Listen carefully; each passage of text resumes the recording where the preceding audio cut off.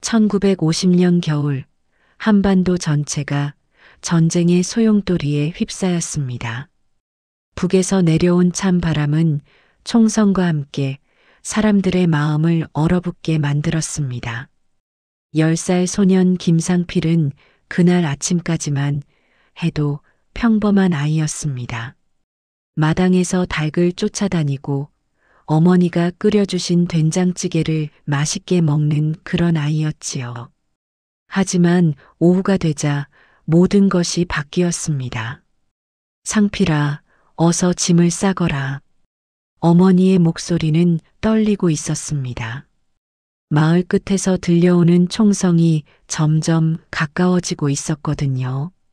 상필은 손바닥만 한 보따리 하나에 옷 몇 벌과 어머니가 싸주신 주먹밥을 넣었습니다. 그것이 고향에서 가져온 전부였습니다. 상필의 아버지 김종수는 동네에서 손꼽히는 성실한 농부였습니다. 20맞이기 논을 일구며 가족을 꾸려나가던 평범한 가장이었지요. 형 상진이는 중학교에 다니며 장례 선생님이 되겠다고 했습니다. 하지만 전쟁이 시작되자 아버지와 형은 모두 군에 끌려갔습니다. 우리 아버지는 언제 돌아오세요? 기차 안에서 상필이 물었습니다. 어머니는 대답 대신 그의 머리를 쓰다듬었습니다. 기차는 사람들로 가득 차 있었습니다. 아이를 품에 안은 아낙네들의 흐느낌 소리가 기관차 소음에 섞여 들렸습니다. 부산에 도착한 것은 사흘 만이었습니다. 항구 근처 언덕에는 천막들이 빼곡히 들어서 있었습니다. 피난민들이 임시로 거처를 마련한 곳이었지요. 상필과 어머니도 그중 한 천막에 자리를 잡았습니다. 천막 안은 고작 서너 평 남짓했습니다. 바닥에는 짚을 깔았고 구멍난 이불 하나가 전부였습니다. 밤이 되면 바닷바람이 천막을 흔들어댔습니다.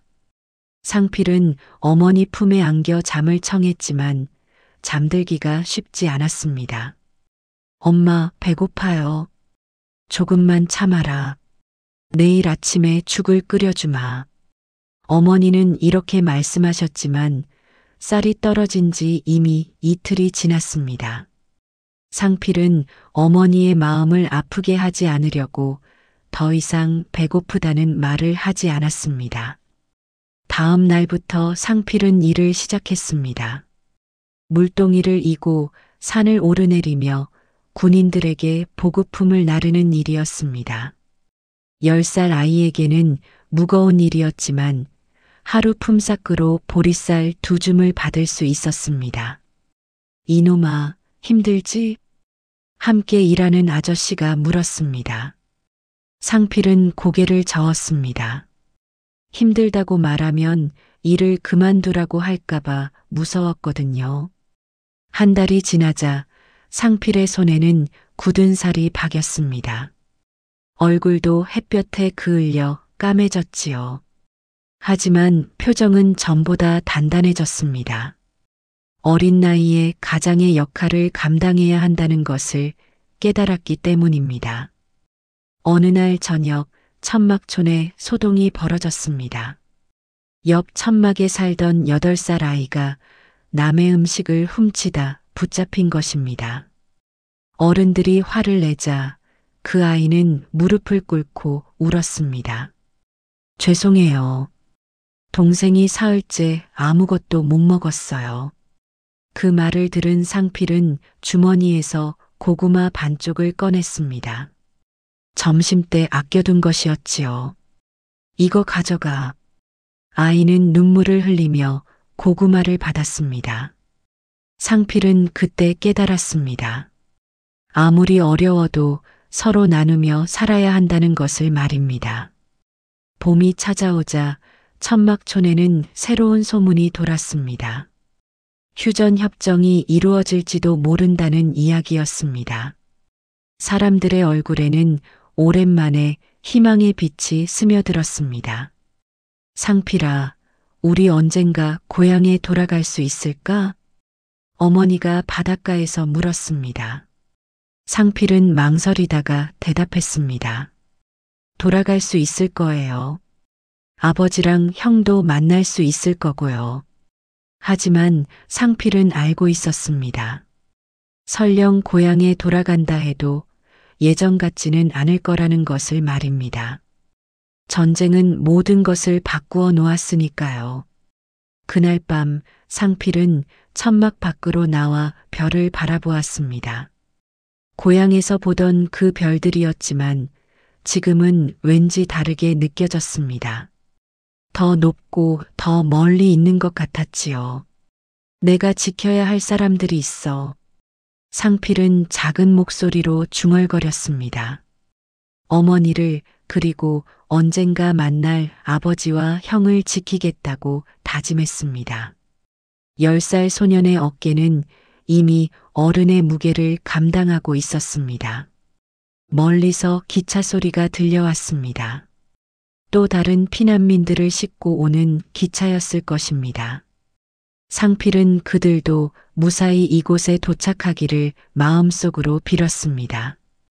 그리고 언젠가는 모든 사람들이 고향으로 돌아갈 수 있기를 바랐습니다. 하지만 상필이 아직 모르는 것이 있었습니다. 진짜 시련은 이제부터 시작이라는 것을 말입니다. 1975년 상필은 35살이 되었습니다. 피난민촌에서 시작된 삶은 25년이 흘러도 여전히 어려웠습니다. 부산 항구에서 하루 품삯을 벌어가며 어머니와 동생 상민이를 부양하고 있었지만 앞날이 막막하기만 했습니다. 그 무렵 온 나라가 새로운 소식에 들떠 있었습니다. 중동에서 석유가 발견되면서 대규모 건설 공사가 시작된다는 것이었지요. 정부에서는 사우디아라비아와 쿠웨이트에 건설 근로자를 보낸다고 발표했습니다. 중동에 가면 월급이 한국의 10배래. 3년만 일하면 집도 사고 사업도 할 수 있다는구만. 동네 형 철수가 흥미진진하게 말했습니다. 상필의 눈이 번쩍 뜨였습니다. 하지만 동시에 걱정도 앞섰지요. 또다시 가족과 헤어져야 한다는 두려움이 있었거든요. 하지만 사막이잖아. 얼마나 뜨겁고 힘들겠어? 그래도 여기서 이렇게 근근히 사는 것보다는 낫지 않을까? 상필은 며칠 동안 고민했습니다. 밤마다 천장을 바라보며 생각에 잠겼지요. 전쟁 때처럼 또다시 고향을 떠나야 한다는 것이 마음 아팠습니다. 하지만 이대로는 가족을 제대로 돌볼 수 없다는 현실도 분명했습니다. 결국 상필은 마음을 정했습니다. 중동 건설 근로자 모집에 지원하기로 한 것이지요. 어머니께 말씀드렸을 때 어머니는 크게 놀라셨습니다. 상필아, 또 어디를 간다고? 전쟁 때도 그렇게 헤어져 살았는데. 어머니, 이번만요. 돈을 벌어서 돌아오면 우리 제대로 살 수 있어요. 어머니의 눈에는 눈물이 고였습니다. 상필은 어머니의 손을 잡았습니다. 3년이면 됩니다. 그러면 상민이 대학도 보내고 어머니께도 편한 생활 해드릴 수 있어요. 동생 상민이는 이제 20살이 되어 있었습니다. 형의 결심을 듣고 말했습니다. 형, 나도 일을 찾아볼게요. 혼자 다 짊어지지 마세요. 내가 공부나 해. 내가 돌아올 때까지만 기다려. 1975년 가을, 상필은 김포공항에서 사우디아라비아행 비행기에 몸을 맡겼습니다. 같은 처지의 남자들이 가득한 기내는 기대와 불안으로 가득했습니다. 대부분 30대 가장들이었지요. 야, 정말 월급이 그렇게 많이 나올까? 그러게. 속지만 않으면 좋을 텐데. 상필은 창밖으로 사라져가는 고국 땅을 바라보며 마음속으로 다짐했습니다. 이번에는 반드시 성공해서 돌아가겠다. 사우디아라비아 리야드에 도착한 첫날부터 현실은 생각보다 혹독했습니다. 사막의 뜨거운 모래바람이 얼굴을 때렸고 숙소는 컨테이너를 개조한 좁은 방이었습니다. 10명이 한 방을 써야 했지요. 이게 우리가 살 곳이라고? 먼저 온 선배가 웃으며 말했습니다. 처음엔 다 그래. 몇 달 지나면 익숙해져. 다음 날부터 본격적인 공사가 시작됐습니다. 사막 한가운데서 도시를 건설하는 대규모 프로젝트였습니다. 상필은 철근공으로 배정받았지요. 새벽 5시에 일어나 저녁 7시까지 일하는 생활이 시작됐습니다. 사막의 태양은 한국과는 비교할 수 없을 만큼 뜨거웠습니다. 낮 기온이 50도를 넘는 날도 있었지요. 상필아, 괜찮아? 얼굴이 새빨갛네. 동료 민수가 걱정스럽게 물었습니다. 상필은 고개를 끄덕이며 물을 마셨습니다. 손에 물집이 잡히고 등이 타들어가도 멈출 수 없었습니다. 몇 달이 지나자 상필의 몸은 사막 생활에 적응했습니다. 피부는 까맣게 그을렸고 근육은 단단해졌지요. 하지만 마음은 여전히 고향을 향해 있었습니다. 매달 보내는 송금 명세서를 볼 때만 보람을 느꼈습니다. 한국에서 몇 년치 월급을 한 달에 벌 수 있었거든요. 그해 겨울 상필에게 작은 위안이 찾아왔습니다.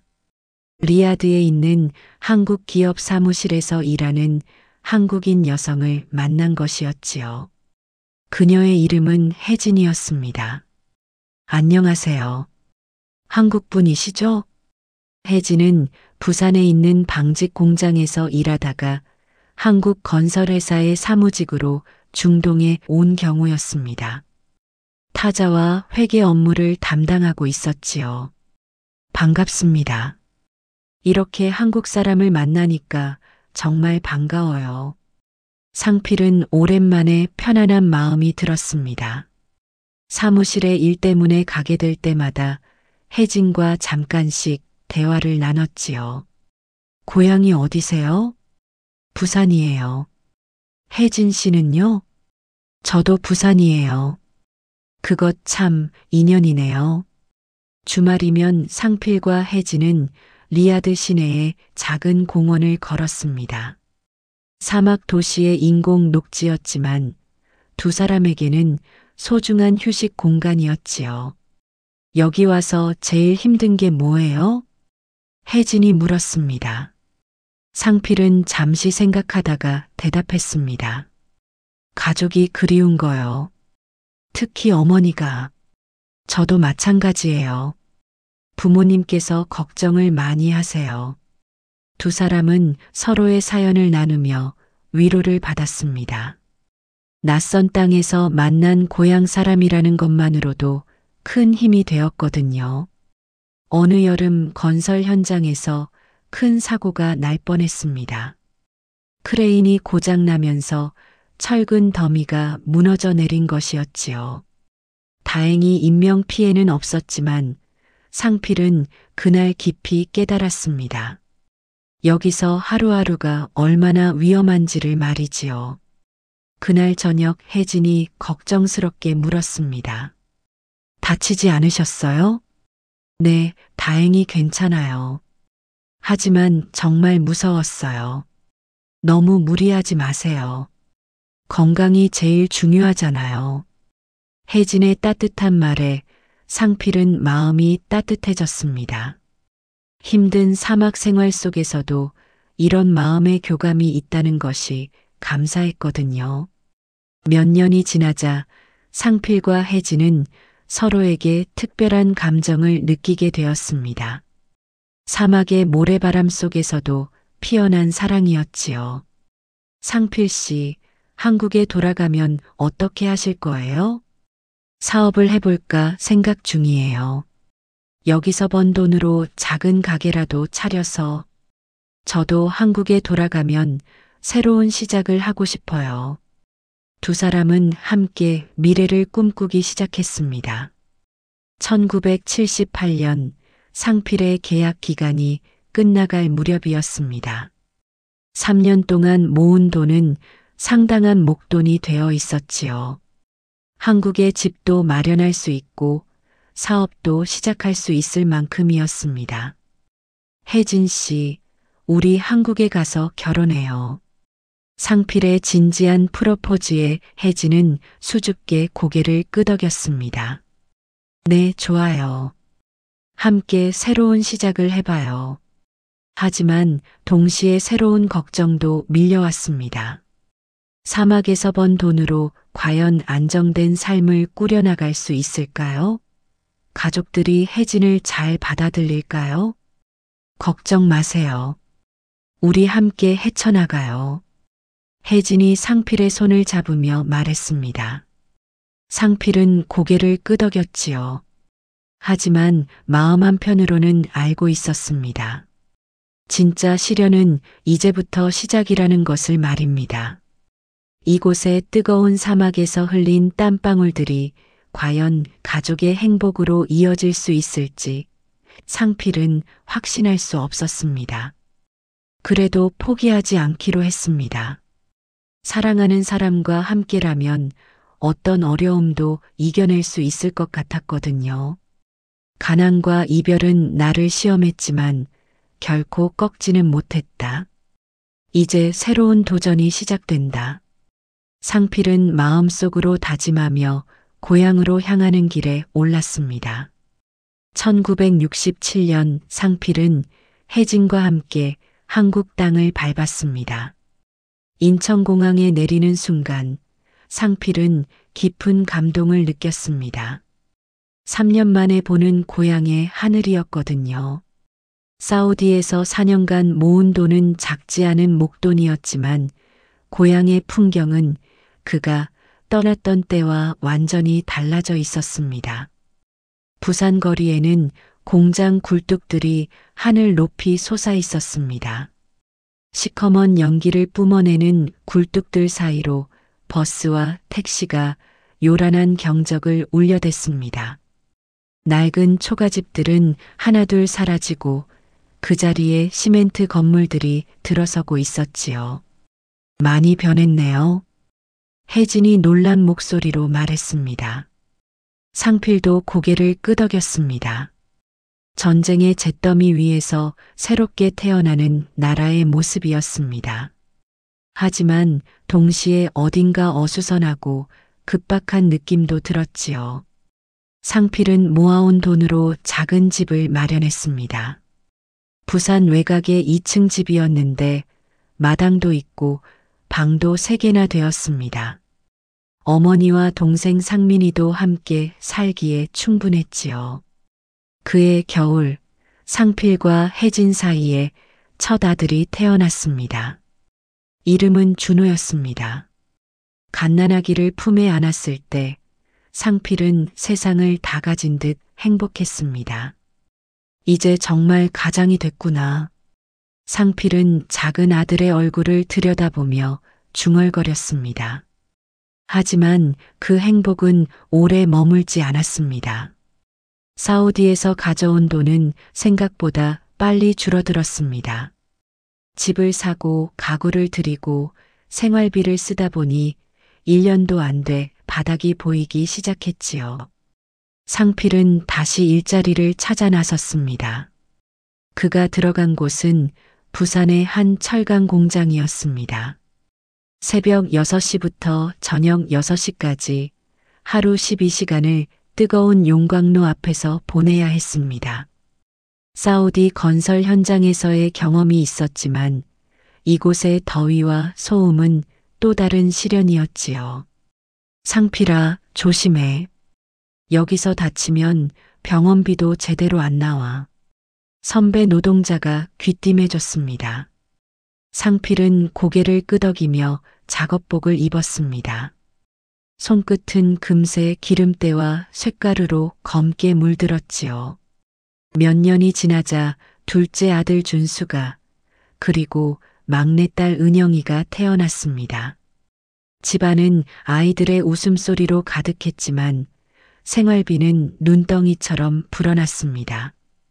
여보, 준호 책가방을 사야 하는데. 은영이 분유도 떨어져 가고요. 혜진의 목소리에는 걱정이 깔려 있었습니다. 상필은 담배를 꺼내 물었습니다. 공장 월급만으로는 새 아이를 키우기에 턱없이 부족했거든요. 그 해부터 상필은 야간 건설 현장 일을 시작했습니다. 낮에는 공장에서, 밤에는 삽과 곡괭이를 들고 도로 공사를 했지요. 집에 들어오는 시간은 새벽 2시가 넘었습니다. 아버지, 언제 오세요? 큰아들 준호가 물었지만 상필은 이미 잠들어 있었습니다. 아침에 일어날 때 아이들은 학교에 간 뒤였지요. 가족과 마주 앉아 밥을 먹는 일은 일주일에 한 번도 없었습니다. 몇 달이 지나자 상필의 몸은 한계에 다다랐습니다. 허리는 굽어지고 무릎은 삐걱거렸지요. 그래도 멈출 수 없었습니다. 아이들의 학용품비와 병원비, 생활비가 계속 필요했거든요. 여보, 조금만 쉬어요. 당신 얼굴이 너무 상했어요. 혜진이 걱정스러운 목소리로 말했습니다. 상필은 고개를 저었습니다. 쉰다고 뭐가 달라지겠어? 애들 입에 들어갈 밥그릇은 내가 채워야지. 상필의 목소리는 거칠어져 있었습니다. 피로와 스트레스가 쌓이면서 가족에게도 예전처럼 다정하게 대하기 어려웠지요. 시간이 갈수록 상황은 더 악화됐습니다. 아이들이 클수록 돈은 더 많이 들었습니다. 준호가 중학교에 올라가면서 교복과 학용품비가 크게 늘었지요. 아버지는 왜 늘 집에 없으세요? 친구 아버지는 주말마다 놀러 가준다는데. 준호의 말에 상필은 할 말을 잃었습니다. 대답 대신 담배를 꺼내 물었지요. 혜진이 아이를 달래며 속삭였습니다. 아버지가 다 너희들 위해서 그러시는 거잖아.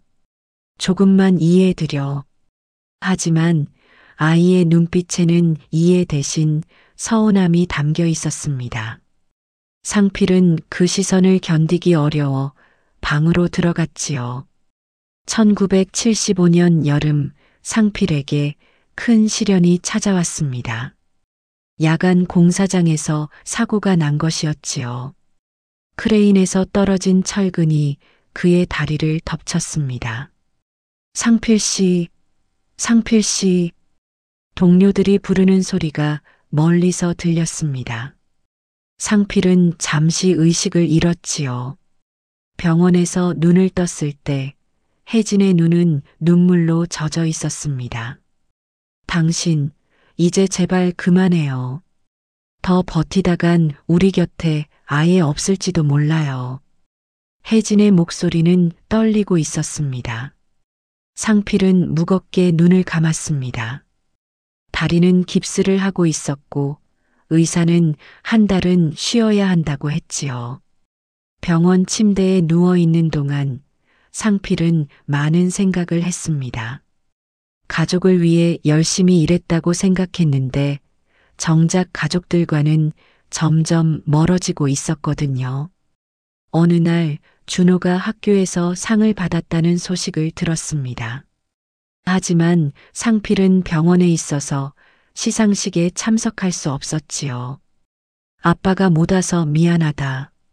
상필이 말하자 준호는 씩씩하게 대답했습니다. 괜찮아요, 아빠. 다음에 또 기회가 있을 거예요. 하지만 그 말 속에 담긴 체념을 상필은 느낄 수 있었습니다. 아이는 이미 아버지가 없는 상황에 익숙해져 있었거든요. 그날 밤 상필은 처음으로 자신의 삶을 돌아봤습니다.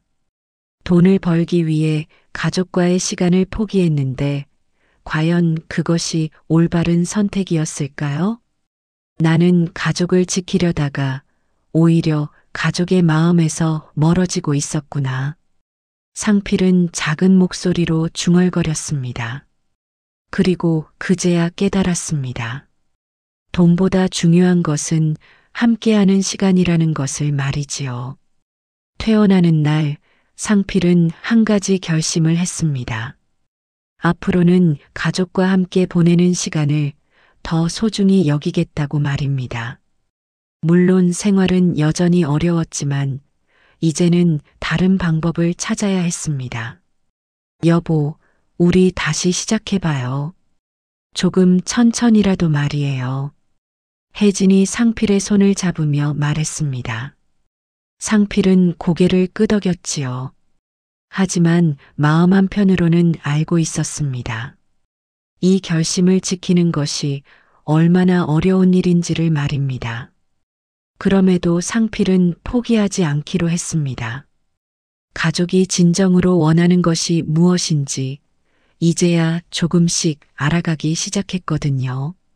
1997년 겨울, 한국 전체가 외환위기의 추위에 떨고 있었습니다. 상필은 이제 57살이 되었습니다. 지난 20년간 철강 공장에서 성실히 일해온 그였지만 회사는 구조조정을 발표했습니다. 상필 씨, 미안합니다. 회사 사정이 어려워서. 인사과장의 말에 상필은 고개만 끄덕였습니다. 예상했던 일이었거든요. 이미 몇 달 전부터 회사 분위기가 심상치 않았으니까요. 집으로 돌아가는 길, 상필의 발걸음은 무거웠습니다. 하지만 예전과는 달랐습니다. 몇 년 전 건설 현장에서 사고를 당한 뒤 깨달은 것이 있었거든요. 가족과 함께하는 시간이 얼마나 소중한지를 말입니다. 여보, 어떻게 됐어요? 혜진이 걱정스러운 표정으로 물었습니다. 상필은 잠시 망설이다가 솔직하게 말했습니다. 해고됐어. 하지만 괜찮아. 우리 함께 헤쳐나가자. 혜진은 놀란 표정을 지었습니다. 예전 같으면 상필이 술을 마시거나 혼자 끙끙 앓았을 텐데 이번에는 달랐거든요. 큰아들 준호는 이제 대학생이 되었습니다. 둘째 준수는 고등학생, 막내딸 은영이는 중학생이었지요. 상필이 해고 소식을 전했을 때 아이들의 반응은 의외였습니다. 아버지, 괜찮아요. 저 아르바이트 더 늘릴게요. 준호가 먼저 말했습니다. 상필은 고개를 저었습니다. 아니다. 내 공부가 우선이야. 아버지가 다른 일을 찾아볼 테니까. 아버지, 이번에는 우리도 도울게요. 준수와 은영이도 나섰습니다. 상필은 마음이 뭉클했습니다. 예전에는 아이들과 이런 대화조차 나누지 못했는데 이제는 달랐거든요. 그날 밤 가족회의가 열렸습니다. 식탁에 둘러앉아 서로의 생각을 나누는 시간이었지요. 우리 집 상황을 솔직히 말해볼게. 당분간 생활이 어려울 거야. 상필이 차분하게 말했습니다. 혜진이 가계부를 꺼내 보였습니다. 다행히 집 대출은 거의 다 갚았어요. 생활비만 아꼈으면 몇 달은 버틸 수 있을 거예요. 아이들도 각자 할 수 있는 일들을 제안했습니다. 준호는 과외 아르바이트를, 준수는 신문 배달을, 은영이는 용돈을 아끼겠다고 했지요. 상필은 그런 가족들을 바라보며 깨달았습니다.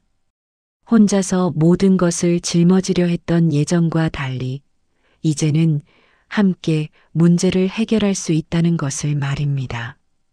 다음 날부터 상필은 새로운 일자리를 찾아 나섰습니다.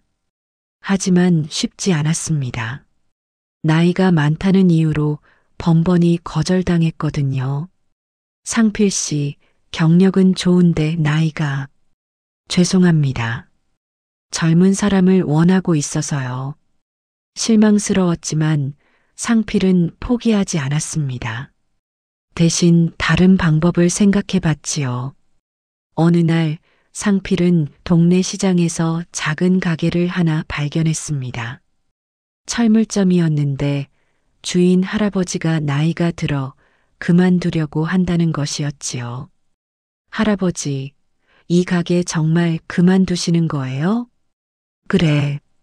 몸이 따라주질 않아서. 혹시 관심 있나? 상필은 눈이 번쩍 뜨였습니다. 공장에서 20년간 일한 경험이 있으니 철물점 운영은 할 수 있을 것 같았거든요. 집에 돌아와 가족들과 상의했습니다. 철물점이라 괜찮은 것 같은데요. 혜진이 고개를 끄덕였습니다. 아버지, 저희가 도와드릴게요. 주말에는 가게 일도 거들고요. 아이들도 적극적으로 나섰습니다. 상필은 감동했습니다. 예전 같으면 혼자 결정했을 텐데 이제는 가족과 함께 의논하고 결정할 수 있었거든요. 1998년 봄, 상필의 작은 철물점이 문을 열었습니다. 가게 이름은 상필철물이었지요. 처음에는 손님이 많지 않았지만 성실한 서비스로 차츰 단골이 늘어갔습니다. 아저씨, 이 나사 규격이 맞나요? 네, 맞습니다. 이거면 딱 맞을 거예요. 상필은 공장에서 쌓은 경험을 바탕으로 손님들에게 정확한 조언을 해줬습니다. 동네 사람들도 그의 전문성을 인정하기 시작했지요. 주말이면 아이들이 가게에 나와 도왔습니다. 준호는 무거운 물건을 나르고 준수는 정리정돈을, 은영이는 계산을 도왔지요. 아버지, 손님이 점점 늘어나는 것 같아요. 은영이가 밝게 말했습니다. 상필은 딸의 머리를 쓰다듬었습니다. 그래, 우리 모두 열심히 했으니까. 어느 저녁 가족들이 식탁에 둘러앉아 저녁을 먹고 있었습니다. 예전과 달리 상필도 함께 있었지요. 여보, 요즘 행복해 보여요. 혜진이 미소 지으며 말했습니다. 상필도 고개를 끄덕였습니다. 그래.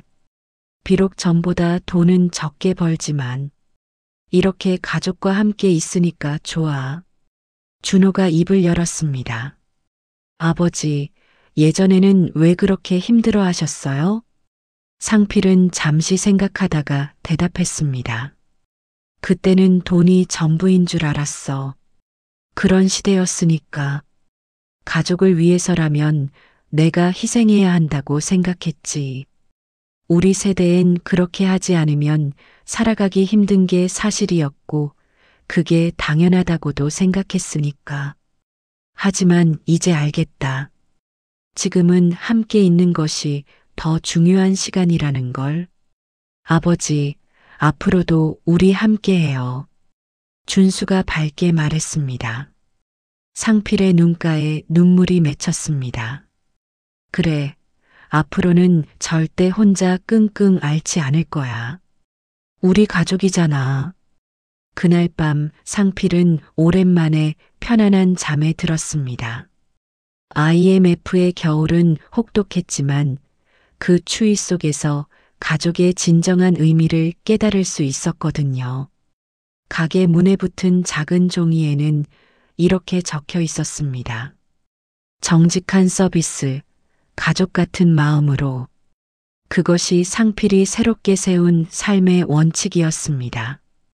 상필은 창밖을 바라보며 생각했습니다. 아직 갈 길이 멀지만 이제는 두렵지 않다고 말입니다. 가족이 함께 있으니까요. 2010년 상필은 70살이 되었습니다. 철물점을 시작한 지 12년이 흘렀고 이제는 동네에서 없어서는 안 될 가게가 되었지요. 단골 손님들이 늘어나면서 생활도 안정되었습니다. 상필 아저씨, 이 드라이버 규격이 맞나요? 네, 맞습니다. 이걸로 하시면 될 거예요. 상필은 여전히 정확하고 친절한 서비스로 손님들을 대했습니다. 긴 세월 쌓아온 경험과 신뢰가 가게의 가장 큰 자산이었거든요. 그의 봄, 큰아들 준호가 결혼 소식을 전해왔습니다. 회사에서 만난 좋은 사람과 가정을 꾸리게 된 것이었지요. 상필과 혜진은 기뻐하며 결혼 준비를 도왔습니다. 아버지, 그동안 고생 많으셨어요. 이제는 제가 효도할게요. 준호의 말에 상필은 고개를 저었습니다. 효도는 무슨? 내가 행복하게 사는 게 최고의 효도야. 둘째 준수도 대학을 졸업하고 좋은 직장에 들어갔습니다. 막내딸 은영이는 간호사가 되어 병원에서 일하고 있었지요. 상필은 아이들이 모두 제자리를 찾은 것을 보며 마음이 뿌듯했습니다. 몇 년이 더 지나자 상필과 혜진에게는 손주들이 생겼습니다. 준호에게는 아들 하나와 딸 하나가, 준수에게는 딸이 하나 태어났지요. 은영이도 결혼해서 아들을 낳았습니다. 할아버지, 할머니, 손주들이 집에 오면 온 집안이 시끌벅적해졌습니다. 상필은 그 소리가 좋았습니다. 젊었을 때는 조용한 것만 좋아했는데 이제는 아이들의 웃음소리가 세상에서 가장 아름다운 음악 같았거든요. 어느 일요일 상필은 손주들을 데리고 근처 공원에 갔습니다. 5살 된 큰손자 민준이가 그의 손을 잡고 뛰어다녔지요. 할아버지, 저 시소 타고 싶어요. 좋아, 할아버지가 같이 타자. 상필은 아이와 함께 시소를 탔습니다. 위아래로 움직이는 시소 위에서 그는 문득 어린 시절을 떠올렸습니다. 피난길에서 만난 또래 아이들과 함께 놀던 기억이 났거든요. 그때는 놀 시간도 놀 마음도 없었습니다. 하루하루 살아남는 것이 전부였지요. 하지만 지금은 다릅니다. 손주와 함께 마음껏 놀 수 있는 여유가 생겼으니까요. 할아버지, 왜 웃으세요? 민준이가 궁금해했습니다. 상필은 아이의 머리를 쓰다듬었습니다. 그냥 민준이와 함께 있어서 기뻐서 그래. 공원 벤치에 앉아 아이들이 뛰노는 모습을 보며 상필은 깊은 감동을 느꼈습니다. 전쟁과 가난, 고단한 노동의 세월을 거쳐 이 순간에 도달했다는 것이 기적 같았거든요. 그날 저녁 온 가족이 모여 식사를 했습니다. 준호와 준수, 은영이가 각자의 가족과 함께 왔지요. 식탁은 사람들로 가득했고 웃음소리가 끊이지 않았습니다. 아버지, 요즘 몸은 어떠세요? 은영이가 걱정스럽게 물었습니다. 상필은 손을 흔들었습니다. 괜찮다. 아직 철물점 일도 하고 있잖아. 아버지, 이제 좀 쉬셔도 되는데요. 저희가 있으니까요. 준수의 말에 상필은 미소를 지었습니다. 일하는 게 좋아.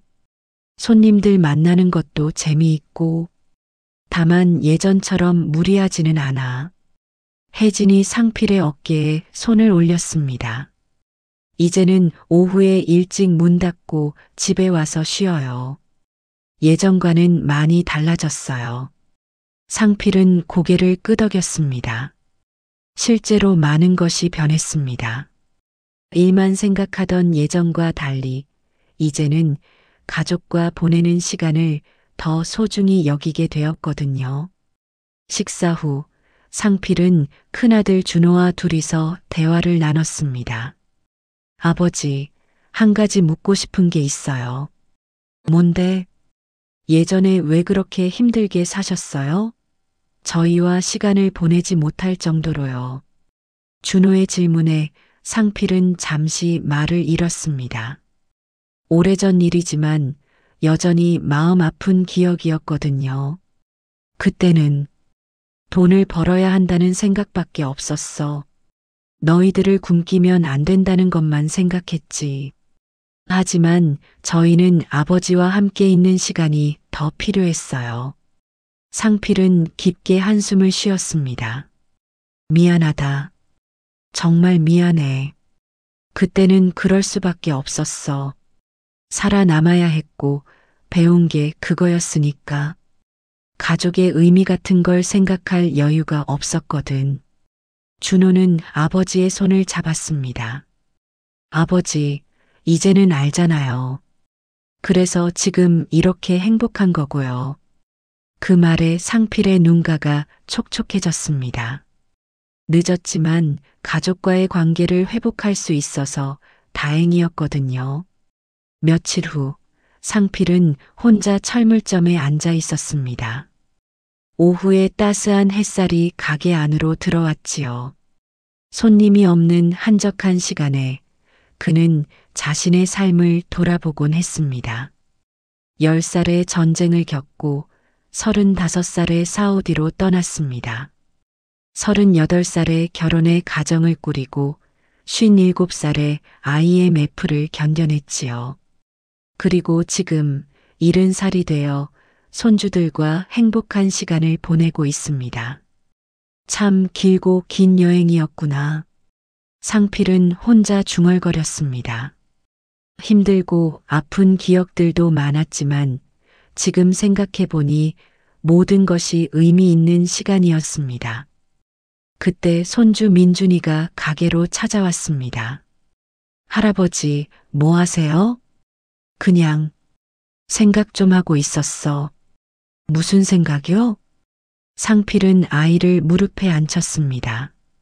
할아버지가 어렸을 때 이야기 말이야. 민준이만 할 때 겪었던 일들. 들려주세요. 민준이가 눈을 반짝였습니다. 상필은 아이에게 자신의 어린 시절 이야기를 들려줬습니다. 피난길의 어려움과 그 속에서도 포기하지 않았던 이야기를 말이지요. 와, 할아버지 정말 대단해요. 민준이의 감탄에 상필은 웃었습니다. 대단한 게 아니야. 그냥 살기 위해서 한 일들이지. 그래도 포기하지 않았잖아요. 아이의 말에 상필은 깊이 고개를 끄덕였습니다. 그렇습니다. 아무리 어려워도 포기하지 않았기에 지금의 행복이 있는 것이지요. 그날 밤 상필과 혜진은 침대에 누워 대화를 나눴습니다. 여보, 우리 참 멀리 왔네요. 혜진의 말에 상필은 고개를 끄덕였습니다. 그러게. 사우디에서 처음 만났을 때는 이런 날이 올 줄 몰랐어. 그때도 좋았지만 지금이 더 좋아요. 가족들이 모두 행복하니까. 상필은 혜진의 손을 잡았습니다. 주름진 손이었지만 여전히 따뜻했습니다. 고마워. 평생 함께 해줘서. 무슨 소리예요? 저야말로 고마워요. 창밖으로 별빛이 반짝였습니다. 상필은 그 별들을 바라보며 생각했습니다. 인생의 행복은 거창한 것이 아니라는 것을, 사랑하는 사람들과 함께 보내는 평범한 하루하루가 진짜 보물이라는 것을 말이지요. 민준이한테 더 많은 이야기를 들려줘야겠어. 좋은 생각이에요.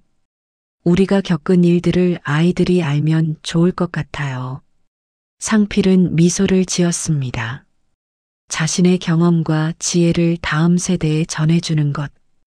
그것이 노년에 할 수 있는 가장 의미 있는 일이라고 생각했거든요. 그렇게 상필의 긴 여행은 아직 끝나지 않았습니다. 이제는 손주들과 함께 새로운 추억을 만들어가는 시간이 시작된 것이지요.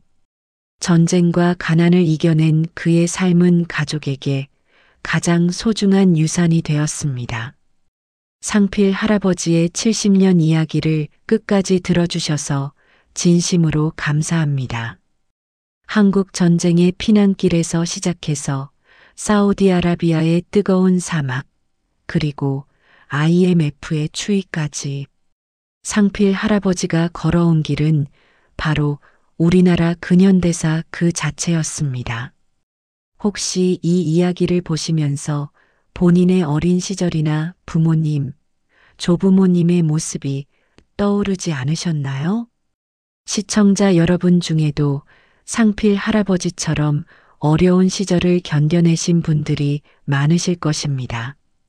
전쟁을 겪으셨거나 가난 속에서도 가족을 위해 희생하셨거나 낯선 땅에서 고생하며 돈을 벌어오신 분들 말입니다. 그 모든 고생과 희생이 헛되지 않았습니다.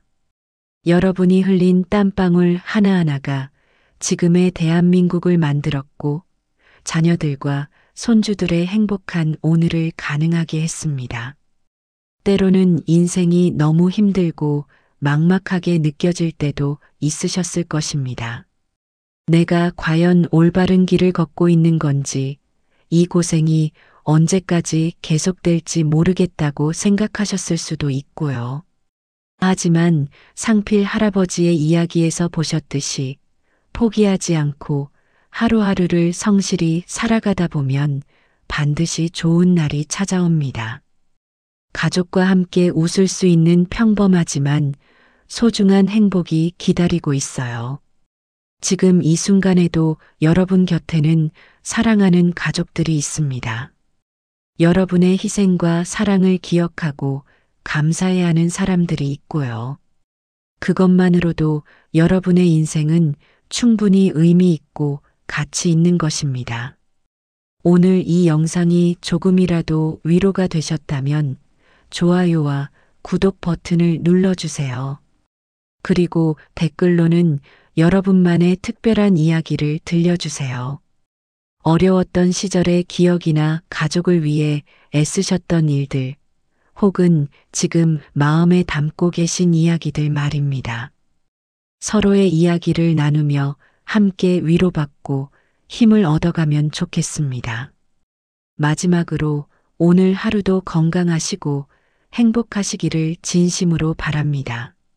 여러분이 살아오신 모든 날들에 감사드리며 앞으로도 평안한 나날들이 계속되시기를 기원합니다.